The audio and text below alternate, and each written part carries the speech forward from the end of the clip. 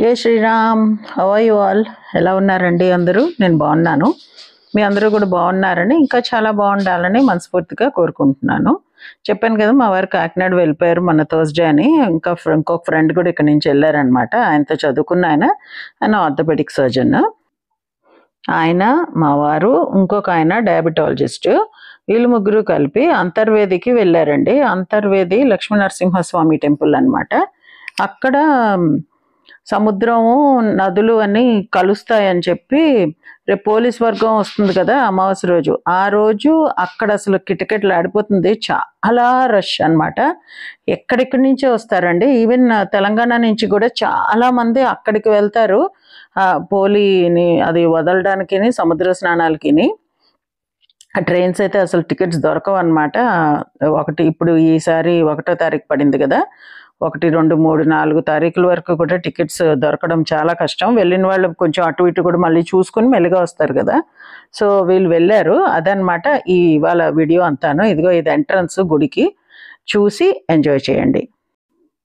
మా వారు ఈ గుడిలో 365 ఒత్తులు వెలిగిస్తున్నారండి.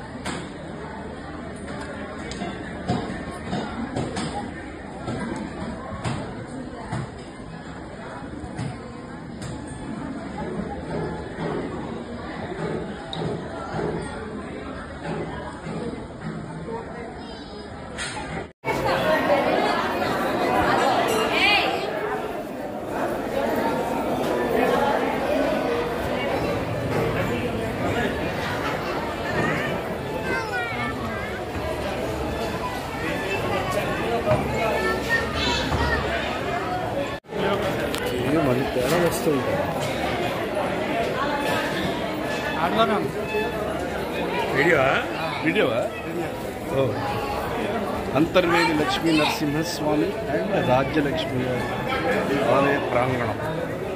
మంచి దర్శనం అయింది, మంచి భోజన ప్రసాదం అయింది. భోజనం ఎంత ఎక్కువ తిన్నా కడుపు అంత లైట్గా ఉంది.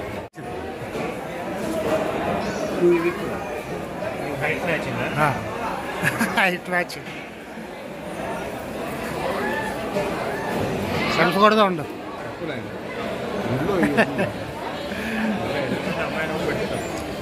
ఎదురుకుంటే అబ్బాయి పెడితే తప్పలేదు.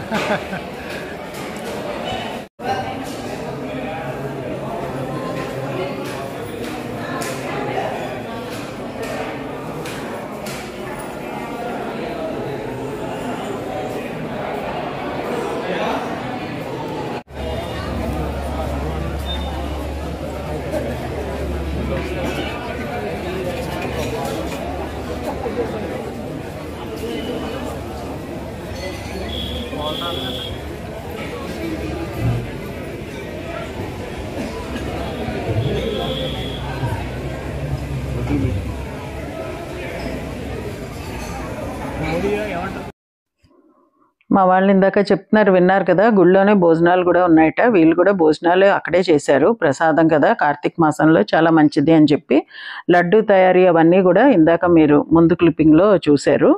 అక్కడే లడ్డు తయారీ అవన్నీ కూడా జరుగుతాయి అన్నమాట. సో ఈ గుడి చాలా చాలా ఫేమస్ అండి. అటు ఉభయ గోదావరి జిల్లాల్లోనూ, అది కాకుండా ఆంధ్ర మొత్తంలోనూ. విశాఖపట్నం దగ్గర సింహాచలం ఎంత ఫేమస్, ఇటు గోదావరి జిల్లాలో ఈ అంతర్వేది లక్ష్మీ నరసింహస్వామి గుడి కూడా అంతే ఫేమస్.